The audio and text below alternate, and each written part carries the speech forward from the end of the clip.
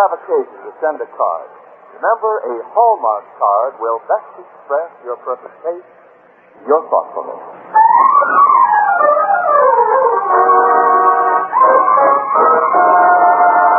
The Hallmark Charlotte Greenwood Show.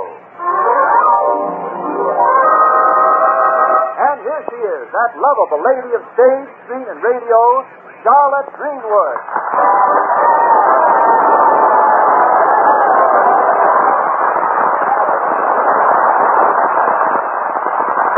Hello, friends, and thank you, Wendell.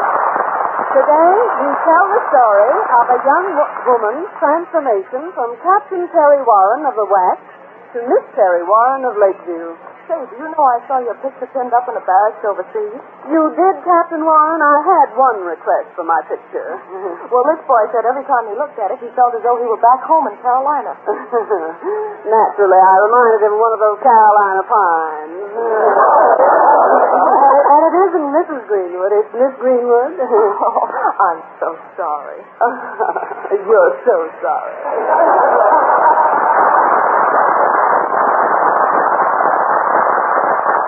Playing the part of the captain in the WAC, Charlotte Greenwood has as her special guest today the famous star of the Paramount picture Hold That Blonde, Miss Veronica Lake. Yes, ladies and gentlemen, Charlotte Greenwood is brought to you this Sunday and every Sunday at this time by the makers of Hallmark greeting cards.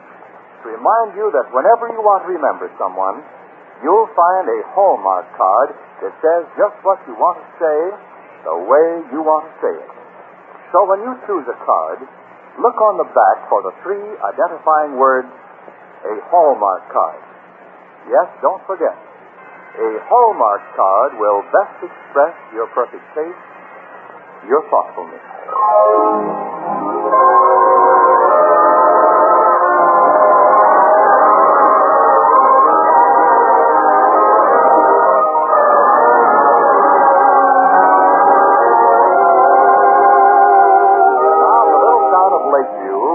Charlotte is raising the 3 Boston children, little Robert and teenage Barbara and Jack. Today, the whole town turned out to witness the parade of Lakeview's returning war heroes, and we now find Aunt Charlotte, Jack, and Robert, just as they arrive home, still talking over the inspiring celebration. Jack is saying, "Oh, gee, Aunt Charlotte, that parade sure was terrific. Yeah, first the Jeeps came along. Then the Army came. Then the WAC came. Then the Marines came after the WAC. I should have been a WAC. Aunt Charlotte, you sure had a lucky break being invited to sit in the reviewing stand. Yeah, how was it being a place in the reviewing stand? Fine, until I stood up and somebody tried to hoist a flag on me. Well, I bet that's the first time anybody ever took you for a flagpole. No, a very famous American tried to hoist the flag on me. Who? Betsy Ross. Hello there. Hello there, Sylvester. Hey, Sylvester, did you see the parade? Yeah. What did you think of it? I don't know. You don't know? No. Can't believe it really was. Well, Sylvester, when will you know? I don't know when I see it in the newsreel. Well, just maybe I better get dinner ready. Hello, everybody. Hello, Barbara. Hey, Barbara, what did you think of the parade? Well, what are you staring at? Well, what in the world is that get-up for? Tortoise-shell glasses. Yeah, Barbara, you don't have to wear glasses. And your hair all done up in a knot on the top of your head. It happens that it's very dignified that way. Dignified? Aunt Charlotte, did you ever wear your hair up in a big knot? No, but I put it up in 10 little ones once. There, you see? And a sea captain called on me while I was putting them up, and was he surprised? Why? Well, it was the first time he ever saw an old battleship doing 10 knots. Barbara, you didn't tell us what you thought of the celebration. Oh, it was all right. The editor of the paper asked me to write something about those heroes in the parade. And did you? I don't see any particular story in it. Oh, Barbara, I talked to several WACs and waves, and I thought they were very interesting. Nobody cares much about a girl who's got muscles and knows how to march and step. They've lost their femininity. Oh, I see. Well, did you by any chance find out where the girls are staying? Oh, those who live here have gone home, and the others are trying to find places to stay. Nobody seems to be terribly interested. The heroes who fought to make the world a better place to live in can't find a place to live, huh? Oh, Charlotte, was there any mail for me today? Oh, Of course, I don't expect any, but I thought Jeff Crawford might. No, Barbara, no mail for you today. But what do I care? Love. I'm through with it. Me too. Who wants to be engaged? After all, love's nothing but a fad. If it is, it's a fad that will outlast bubblegum. Well, I have no time for love now anyway. I'm writing a play. Oh? I want to be a great playwright like George Bernard Shaw. Of course, it's going to mean a lot of work for me. Especially raising a beard. Well, after all, Aunt Charlotte, you're a career woman and you don't need men to make you happy. Men. Now, I know what they are. Now, don't tell me. Oh, of course, one took me out once. Well, me, I can do without women. Me too. Oh, I'm sorry to hear that. You know, I invited a lady guest for a few days. A guest? Yes? She's a teacher.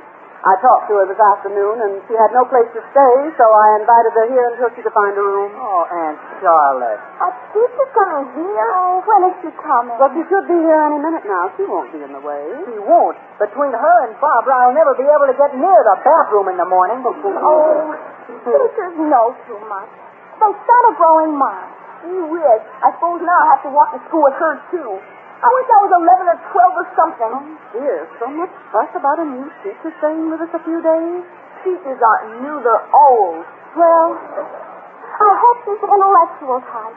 I hope she at least has a high IQ. Charlotte, what's an IQ? Intelligent quotient. What's that? It's what a man looks for in a woman after he's looked at everything else.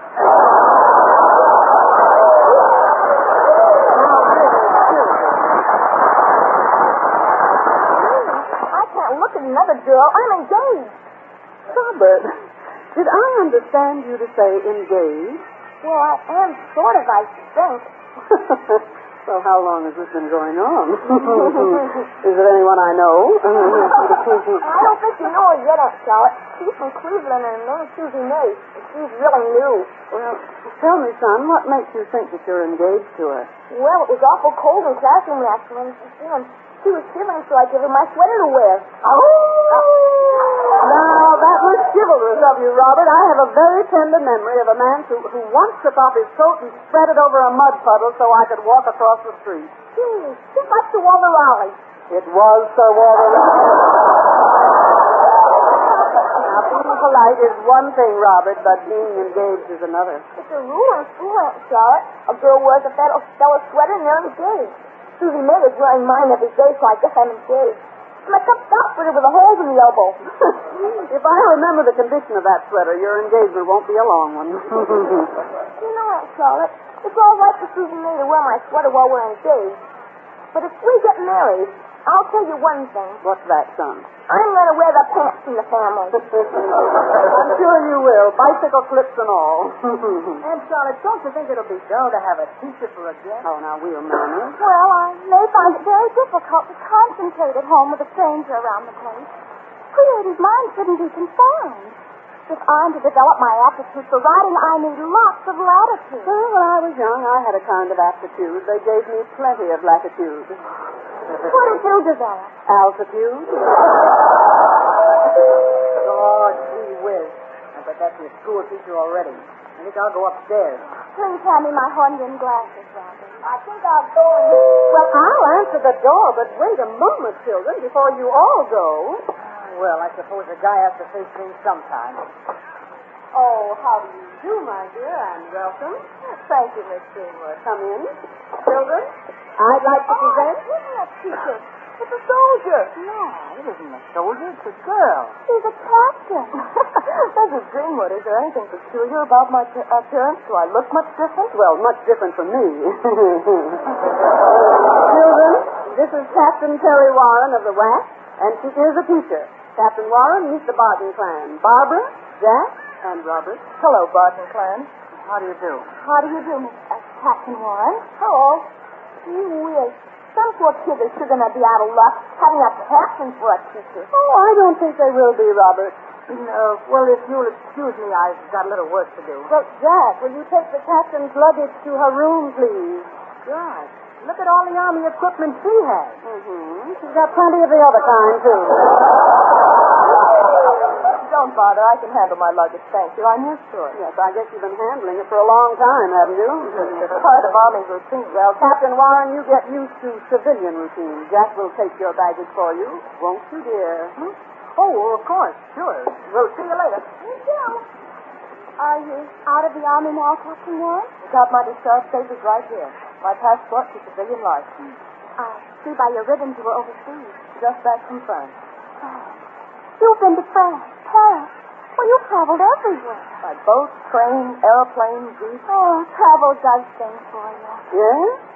Look at all the traveling I've done. Which way did you travel? Up. Captain Warren seems so awfully young. Well, I'm young enough to tell my age anyway. 24. Oh, you don't have to be young to say you're 24. I've been saying that for years. Captain Warren, were you in any active fighting? The worst battle I was in was just outside of Paris. Really? Yes, Colonel Jimmy Stewart called for a secretary, and 30 of us fought like mad to get the job. But Captain Warren, didn't you... Well, Barbara, let's not bother Captain Warren with any more questions until she gets settled. Don't worry about bothering me, Miss Greenwood. I think you're all going to be a big help to me, and I'm going to need help. Our help? We don't know anything about being a teacher. After 3.5 years in the Army, Barbara, I don't know much about being a civilian. I assure you it's very dull.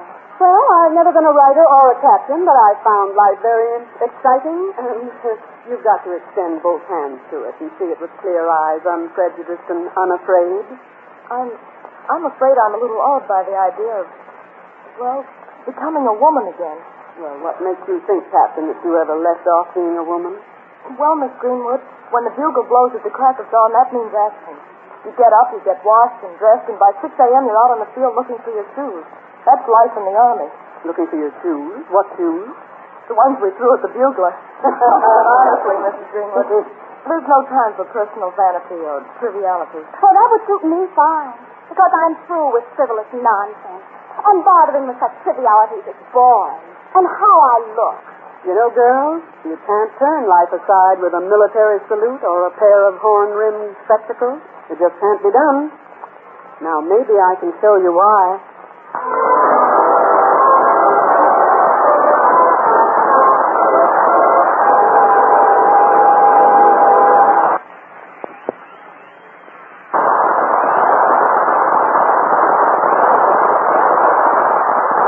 It's only 22 days until Christmas. And there's one important part of your Christmas shopping you just can't wait. That is the selection of your Christmas cards, the addressing, the stamping, and the time you must allow in the mails. So, tomorrow's sure, select your cards at your Hallmark dealers. There you'll find dozens of fine, distinctive cards appropriate for everyone you know. Charming cards for dear ones far away that will waken happy memories of Christmases at home. You'll find clever, humorous cards and gay little cutouts that the youngsters will enjoy. There are many religious cards expressing the spiritual joy and beauty of this first peacetime Christmas. And for friends, sweethearts, and each member of the family, you'll find a Hallmark Christmas card that says just what you want to say, the way you want to say it. So go to your Hallmark dealers while his wide selection is still complete. Hallmark cards are on display at America's finest stores. Remember, a Hallmark card will best express your perfect taste, your thoughtfulness.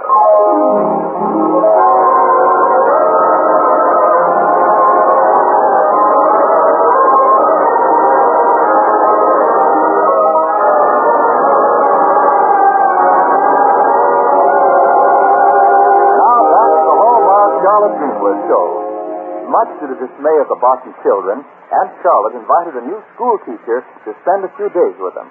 The children were disinterested when the teacher turned out to be Captain Terry Warren, a young WAC in the process of becoming a civilian.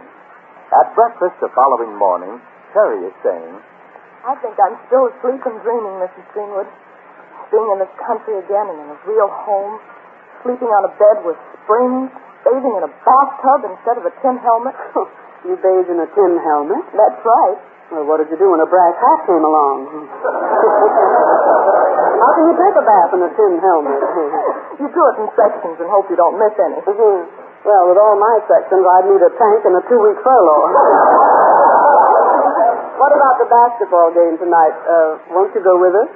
Thank you, I'd like to. I might as well have some fun before I settle down and figure out how I'm going to live. What? With your Army record? Oh, I'll probably do all right as far as my new job is concerned. I was lucky enough to have finished my teacher's training before I joined up. But how will I do as a woman? Just an ordinary woman. From where I'm standing, it looks as if you're going to do all right. You've got all the right things in the right places. But I've been hidden inside this uniform for 3.5 years now. Because of this uniform, I've been regarded as somebody. Respected, looked up to, even courted. Courted? What do you do with your old uniform? Come to think of it, I did wear a uniform once. I bet you look sharp in it. Especially around the elbows. You see, Miss Greenwood, what bothers me is, well, was it Terry Warren who got that respect and attention and the courting? Or was it this uniform? Well, Captain, why don't you shed the uniform and find out?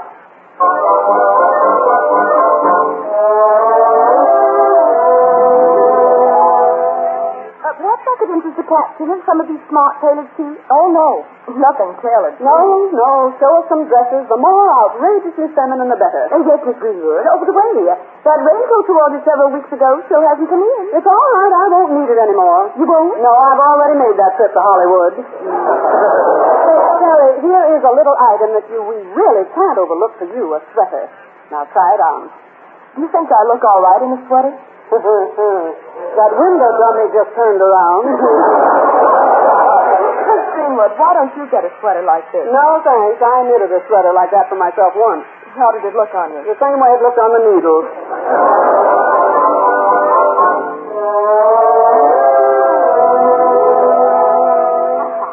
Certainly, madam. What type of hat? Well, so the captain. Something very foolish and silly. Oh, I have just the same. A new silk hat with 2 or 3 feathers in front, 2 feathers on the side, and 1 feather in back. It just came in today. Where did it come from? It flew in when they opened the door this morning.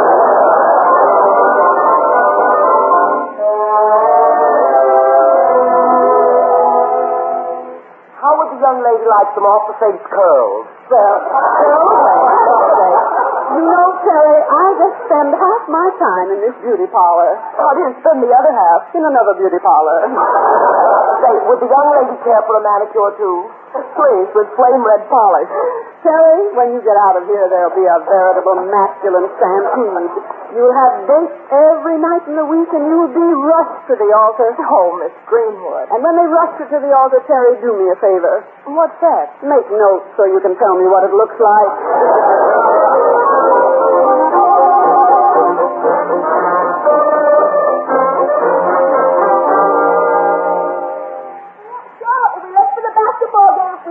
Oh, come on, Aunt Charlotte. Do we have to wait for that WAC school teacher? Now, be patient, Jack. The captain will be right down. And here she is, Miss Greenwood. Well. I'm sorry I'm late. Hubba. Is that Captain Warren? Not Captain Warren, that's Miss Warren. Wow. He's a vision. You're super super. Why, Robert, you give me hope. Hey, the Army sure was hot on camouflage if they hid that under a uniform. It looks like you're going to pass muster, Terry. How do you feel? Kind of wobbly on these high heels, but otherwise luxuriously feminine. You smell good too, Captain Warren. She should. She was in that bubble bath for an hour. Oh, wonderful thing, bubble bath. Yes, in my day, I used to take milk baths like Anna Held. Did milk baths make you look like Anna? No, like Elsie the cow.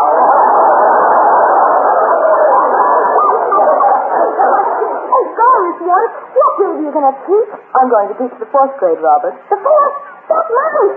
Jones is going to be my teacher. My teacher. This is what means. I know it's going to cost me a fortune in apples. Gosh, to think we had a slip trick like this in the house and I was blind as a bat.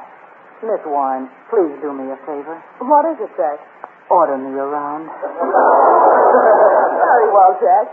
Take my arm and walk me down Lakeview Avenue to the basketball game. Oh, boy, imagine me walking down Lakeview Avenue with you on my arm. Would the fellas look up to me? They'll be sidetracked on the way up. Oh, now it's all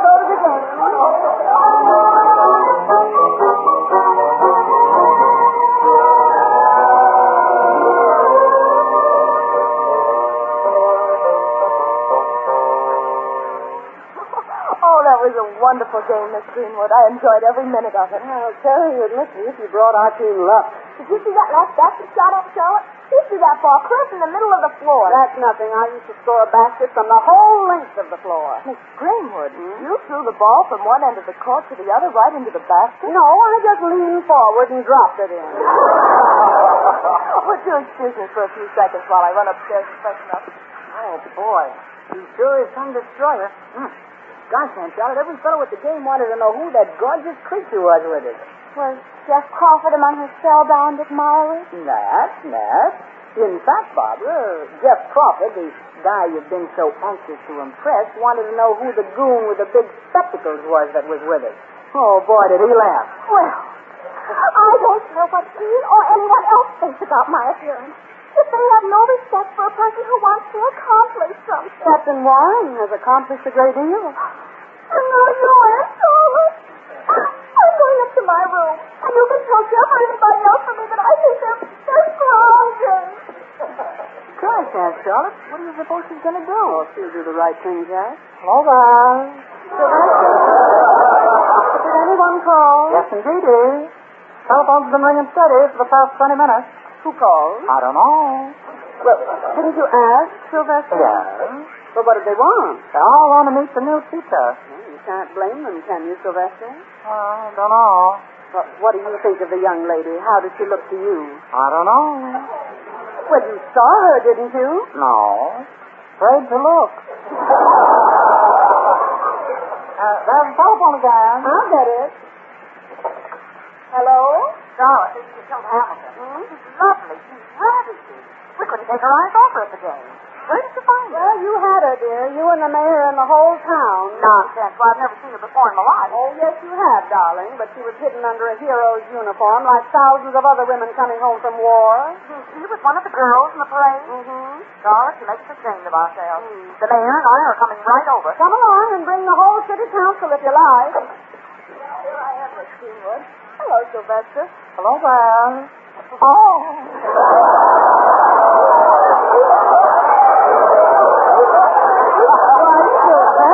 You look. Yes, and it's just like grating cheese. Grating cheese? Yes, goose pimples. Oh, I guess I look all right. All right. You saw how that colonel who was sitting in front of us at the game looked at you. You know, the one that you gave that snappy GI salute to? The colonel? Mm. Did I salute him? Well, yeah. Oh, never mind. If I could get the kind of a look he gave you, I'd go around saluting with both hands.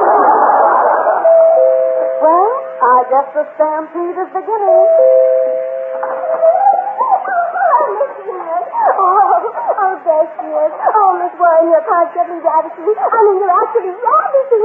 I mean, you really are. You make everything around you become alive. Even that old floor lamp you're standing next to seems to breathe. Yeah, that old floor lamp is me. This is Gertrude Gleason. Hello, Gertrude. Oh, Miss Warren, they say you're a school teacher. I mean, it would be too risky if you teach my class. I mean, you could really teach us something. I mean, you really would. I mean, you could, really. What are you majoring in? History. I'm majoring in history. I mean, I really am. I am really majoring in history. Well, that's appropriate. History repeats itself, too. Pardon me. Well, Jeff Crawford. Oh, come in. Barbara will be delighted to see you. I got into town late this evening and went right there again. Jack, will you see if you can find Barbara and tell her Jeff Crawford is here? Okay, Charlotte. By the way, Miss Greenwood, at the game, that is, I saw, well, I knew. I know. Come along, I'll introduce you. Terry, this is Jeff Crawford. Jeff, meet Miss Warren. How do you do, Miss Warren? How do you do, Miss Crawford? How do you do, Miss Warren? Jeff, how did you like the game? Oh, what a score. Lakeview 5, Miss Warren 97. Puppy love is making a mutt out of Jeff. Miss Greenwood, who was that funny-looking thing with the horn-rimmed spectacles and her hair done up in a knot that Jack had at the game? Oh, that one, well... She's just a passing fancy, Jeff. You won't see her around again. Oh, Barbara. Now you're my Barbara. And how lovely you look, darling. Doesn't she? Oh, thank you. Jeff, I'd like to introduce you to some of the others. You bet. Let's go. Coming, Jeff. Terry, so you wondered whether you'd be a success as a woman. To think that a few clothes and a new head could make a woman of me again. Oh, no such thing. You can put fancy clothes on a board and it'll still be a board. I ought to know. Look at me. No, Terry, you didn't stop being a woman when they put a uniform on you, and you didn't start being one when you said it. But this morning I felt so self-conscious and out of place. Terry, you might have thought that years of discipline, of regimentation, could leave a woman a little helpless as a woman, but it hasn't. You've proved it can make a greater woman. You've not only been able to stand up and take all that a man can take, but you still haven't lost your charm. You've gained the love and respect of the whole world for womanhood. I still have you to thank for helping me. Oh, no. For all you girls in uniform have done for us, we thank you. Well, how's it going? Fine, Jack. You know, Miss Warren, you're going to be unanimously elected in this late view of 1945. You know, I was in a beauty contest in Philadelphia. I got one vote, and it caused a lot of trouble. Why? They accused me of stuffing the ballot box.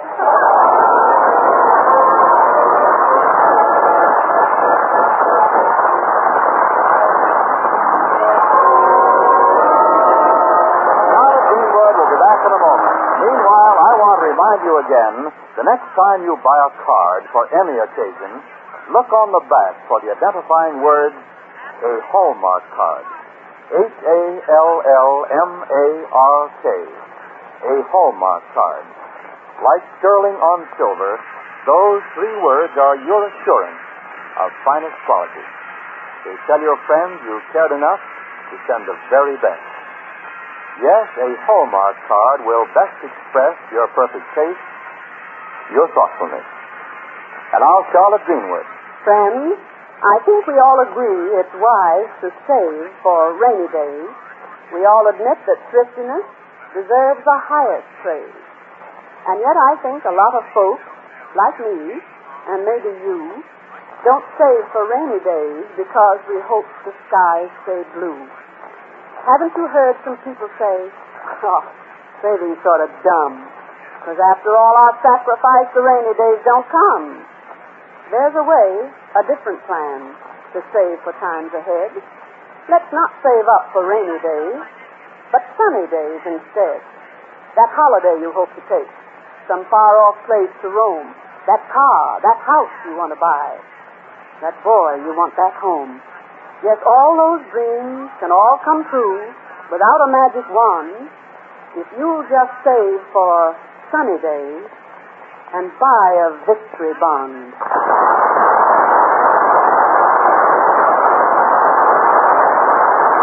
Now, until next Sunday at the very same time, this is Charlotte Greenwood saying, so long, friends, until we meet again.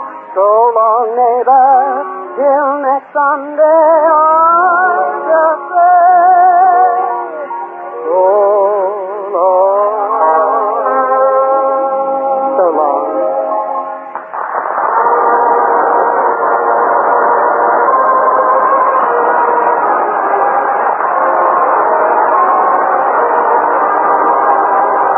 The Hallmark Charlotte Greenwood Show came to you from Hollywood. This is Wendell Niles speaking. The Hallmark Charlie Greenwood Show is written by Betty Hopkins and Richard Carroll and Hal Alexander. The part of Sylvester was played by Eon Wolfe. The Barton children, Barbara, Robert, and Jack, were played by Barbara Eiler, Bobby Larson, and Edward Wright. The part of Captain Terry Warren was played by Miss Veronica Lake.